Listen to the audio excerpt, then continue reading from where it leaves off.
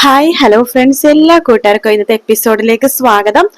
അങ്ങനെ നമ്മുടെ നമ്മുടെ കാർത്തികിനെ വിളിച്ചിട്ട് പറയുന്നുണ്ട്, എടി നിന്റെ വീട്ടിലെ CCTV നീ എന്റെ ദൃശ്യങ്ങൾ പകർത്താൻ വേണ്ടിയിട്ടാണ് നോക്കിയതല്ലേ, എടി നിന്റെ വീട്ടിലെ CCTV രാവിലെ തന്നെ നശിപ്പിച്ചിട്ടാണ് ഞാൻ രാത്രി അങ്ങോട്ടേക്ക് വന്നത് എന്ന് നമ്മുടെ ഗംഗാപ്രസാദ് പറയുമ്പോൾ കാർത്തിക ആകെ ഞെട്ടിപ്പോട്ടോ. കാർത്തികക്ക് ആകെ ഷോക്ക് പോലെ ആവണം. പക്ഷെ അവന്റെ ഫോട്ടോ അങ്ങനെയെങ്കിലും ഒന്ന് എടുക്കാന്ന് വെച്ചു, അതും നടന്നില്ലല്ലോ എന്നൊക്കെ ആലോചിച്ച് കാർത്തിക അങ്ങനെ നിൽക്കുവാണ്. കാർത്തിക അപ്പൊ തന്നെ കിരണിനെയും കല്യാണിനെയും വിളിക്കുന്നുണ്ട്.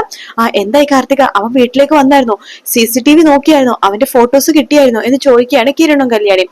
കാർത്തിക പറയണ്ട്, ഇല്ല, അവനെ അതിന് മുമ്പ് തന്നെ ആ CCTV നശിപ്പിച്ചിട്ട് അകത്തേക്ക് കയറിയത്. അവൻ അങ്ങനത്തെ അത്ര വലിയ ബുദ്ധിമാനാണെങ്കിലേ ഇനി അവന്റെ കാര്യങ്ങളൊക്കെ എനിക്ക് വിട്ടേക്ക് കാർത്തിക എന്ന് കിരൺ പറയണം. ഞാൻ നോക്കിക്കോളാം അവന്റെ കാര്യങ്ങൾ, അവന്റെ മുഖം കൊടുക്കാണ്ട് നടക്കണല്ലേ, അവന്റെ മുഖം എന്താന്ന് 2 days 2 ദിവസം തന്നെ ഞാനും കല്യാണിയും കണ്ടുപിടിച്ചിരിക്കും എന്ന് കിരൺ പറയണം. അതിനുശേഷം കിരൺ കല്യാണത്ത് പറയുന്നുണ്ട്, അവന് രണ്ടും കൽപ്പിച്ചിട്ടാണ്, നമ്മൾ ഒരിക്കലും അവൻ മുഖം കാണിക്കരുന്ന് വെച്ചിട്ട് തന്നെയാണ് നടക്കണത്. പക്ഷെ എനിക്ക് കുറച്ച് സംശയങ്ങളൊക്കെ ഉണ്ട് കല്യാണി, അതൊക്കെ എന്തായാലും തീർത്തേ പറ്റൂ. ഞാൻ എഴുന്നേറ്റ് നടക്കാൻ പറ്റില്ല എന്ന് വിചാരിച്ചിട്ട് ഒരുപാട് പേര് എന്നെ കാണാൻ വേണ്ടി ഇവിടെ വരുന്നുണ്ട്.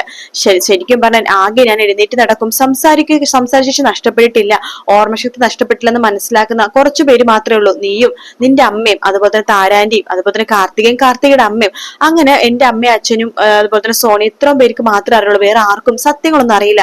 എന്തിന് കാദംബരി ചേച്ചിയെടുത്തും രതീശ്വരന്റെ പോലും നമ്മൾ സത്യങ്ങളൊന്നും പറഞ്ഞിട്ടില്ല. അത് അങ്ങനെ തന്നെ നിൽക്കട്ടെ. എന്തായാലും ഈ അധികം നാള് ഈ അഭിനയം വേണ്ടി വരുമെന്ന് തോന്നുന്നില്ല. അതിനു മുമ്പ് തന്നെ സത്യങ്ങളൊക്കെ പറയേണ്ടി വരും. എന്താ കിരണിന് ഉദ്ദേശിക്കുന്നത്? കിരണിന് എന്തൊക്കെയോ മനസ്സിലായും തോന്നണല്ലോ എന്ന് കല്യാണി പറയുമ്പോ, അതേ കല്യാണി, ഞാൻ നിന്നോട് പറയാനായിട്ടാണ്, സംശയങ്ങളൊക്കെ ഉണ്ട് ചില ആൾക്കാരെ കുറിച്ചിട്ട്. അത് ആരെ കുറിച്ചിട്ടാ കിരണേട്ടാന്ന് ചോദിക്കുമ്പോ, അതൊക്കെ ഞാൻ പറയാൻ കല്യാണി, വഴിയെ പറയാം എന്ന് പറയാട്ടോ.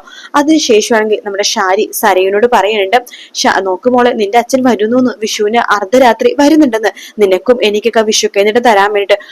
അച്ഛൻ ശരിക്കും വരുന്നുണ്ടോ അമ്മേ? സത്യം പറഞ്ഞ അച്ഛനെ കാണാൻ കൊതിയായിട്ട് വയ്യ, എത്ര നാളെ അച്ഛനൊന്ന് കണ്ടിട്ട്. മോളെ, അതൊക്കെ ശരി തന്നെയാ, അദ്ദേഹത്തിനെ കാണാൻ എനിക്കും ആഗ്രഹമൊക്കെ ഉണ്ട്.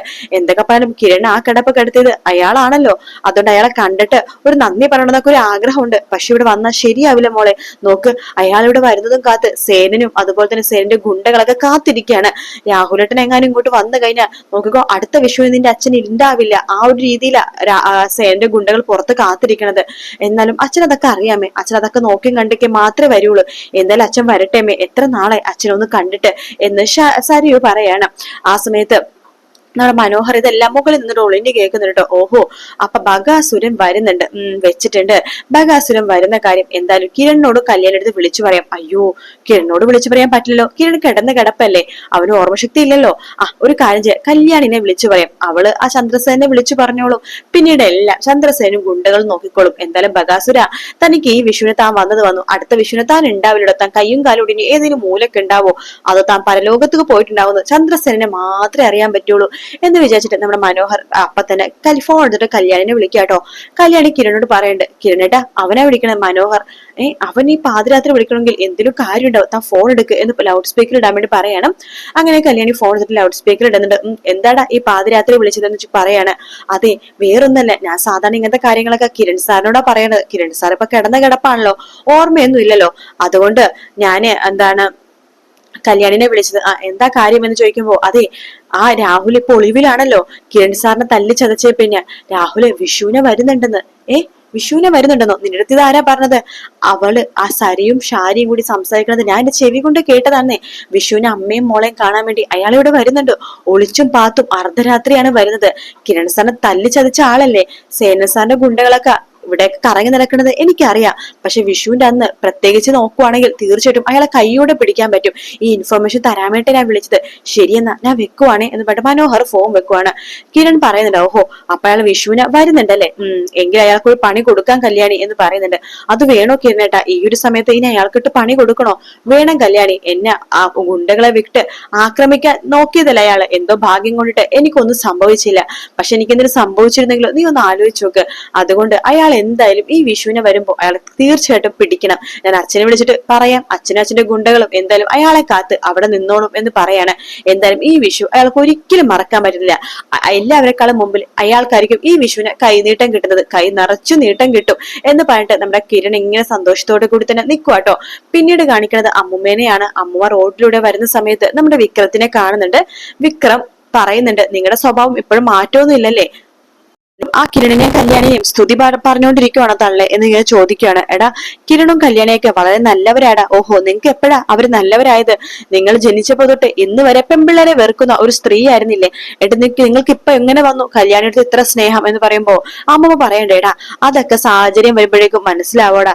എന്തൊക്കെ പറഞ്ഞാലും ഞാൻ ചെയ്ത് ഒരുപാട് തെറ്റായിപ്പോയി. എന്തായാലും എന്റെ മരണസമയത്ത്, അതായത് ഈ വയസ്സാം കാലത്തെങ്കിലും എനിക്ക് ബോധോദയം ഉണ്ടായല്ലോ. നിങ്ങൾക്കൊക്കെ ഇനിയും ബോധോദയേണ്ട സമയമുണ്ടടാ. നീയൊക്കെ ചെറുപ്പമാണ്. ഇനിയെങ്കിലും നല്ല രീതിയിൽ ചിന്തിക്കണം. നന്നായിട്ട് അധ്വാനിച്ച് ജീവിക്കാൻ നോക്ക്. അതിൽ മാത്രമേ സന്തോഷം കണ്ടെത്താൻ പറ്റുള്ളൂ വിക്രമേ.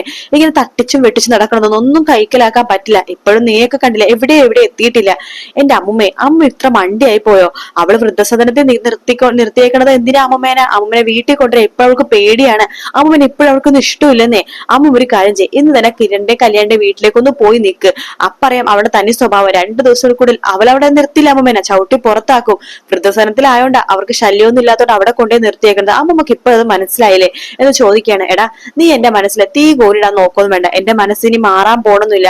ഇനിയുള്ള കാലം കിരണിനെയും കല്യാണിക്ക് വേണ്ടി ജീവിക്കാനാണ് ഞാൻ ഉദ്ദേശിച്ചിരിക്കുന്നത്. നീയും ഇനിയെങ്കിലും നന്നാവാൻ നോക്കടാ എന്ന് പറഞ്ഞിട്ട് അമ്മമ്മ അവിടുന്ന് പോവാട്ടോ.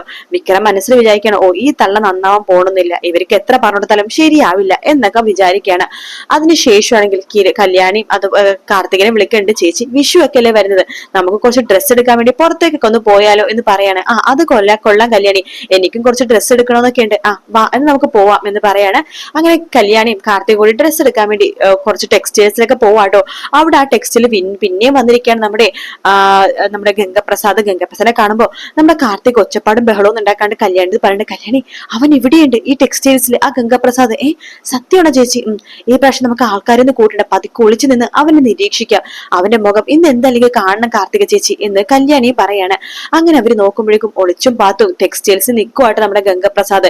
പതുക്കെ കല്യാണി പുറകെ വന്ന് തോണ്ടുന്നുണ്ട്. ഗംഗപ്രസാദ് ആണെങ്കിൽ മാസ്ക് ഒക്കെ വെച്ചിട്ടാണ് നിൽക്കുന്നത്. കല്യാണിനെ കാണുന്നതും അവിടെ നിന്ന് ഒരു ഒറ്റ ഓട്ടം വെച്ച് കൊടുക്കാട്ടോ. അപ്പൊ തന്നെ കല്യാണിക്ക് ഒരു സംശയം തോന്നുന്നുണ്ട്. കല്യാണി ആ കണ്ണുകൾ കാണുമ്പോ തന്നെ ഇയാളെ ഞാൻ എവിടെയോ കണ്ടിട്ടുണ്ട്, ഈ കണ്ണുകൾ എനിക്ക് കണ്ട ഓർമ്മയുണ്ടല്ലോ എന്ന് വിചാരിക്കുകയാണ്. വീട്ടിൽ വന്ന കല്യാണി ഈ സത്യങ്ങളൊക്കെ കിരണിനോട് പറയുന്നുണ്ട്. ഏകദേശം ഗംഗപ്രസാദിന് മനസ്സിലായിട്ടോ കല്യാണി കണ്ടുപിടിച്ചിട്ടുണ്ടെന്ന്. അതുകൊണ്ട് തന്നെ കല്യാണിനെ എന്തായാലും ഇനി സൂക്ഷിക്കണം എന്ന് ഗംഗപ്രസാദ് മനസ്സിൽ വിചാരിക്കുകയാണ്. അതുകൊണ്ട് തന്നെ കിരണിനെ കാണാൻ വേണ്ടി വീട്ടിലേക്ക് പോകുമ്പോൾ ഗംഗപ്രസാദ് തോക്ക് മാത്രമല്ല 2-3 കത്തി മാരകമായിട്ടുള്ള ആയുധങ്ങളൊക്കെ കയ്യിലെടുത്തിട്ടാണ് പോണത്. അവരെങ്ങാനും കണ്ടുപിടിച്ചിട്ടുണ്ട് തന്നെ പരിക്ക് പറ്റി തന്നെ ശരിക്കും പെരുമാറും എന്ന് വിചാരിക്കുകയാണെങ്കിൽ ആ സമയത്ത് ഈ മാരകായുധങ്ങളൊക്കെ ഉപയോഗിക്കാലോ എന്ന് വെച്ചിട്ടാണ് നമ്മുടെ ഗംഗപ്രസാദ് അങ്ങനെ ചെയ്യണത് കേട്ടോ. അങ്ങനെ നാളെ കഴിഞ്ഞിട്ടാണ് ഗംഗപ്രസാദിനെ കുറിച്ചുള്ള സത്യങ്ങളൊക്കെ എല്ലാവരും മനസ്സിലാക്കണതോ. ഗംഗപ്രസാദിനെ നല്ല വളഞ്ഞിട്ടിരിക്കുന്ന ഭാഗങ്ങളൊക്കെ നാളെ കഴിഞ്ഞിട്ടാണ് കേട്ടോ. എന്നാലും ഇന്നത്തെ നാളത്തെ എപ്പിസോഡ് നല്ല അടിപൊളി എപ്പിസോഡാണ്. അതുകൊണ്ട് തന്നെ എപ്പിസോഡ് ഇപ്പോഴും ഡിലേ ആണ്.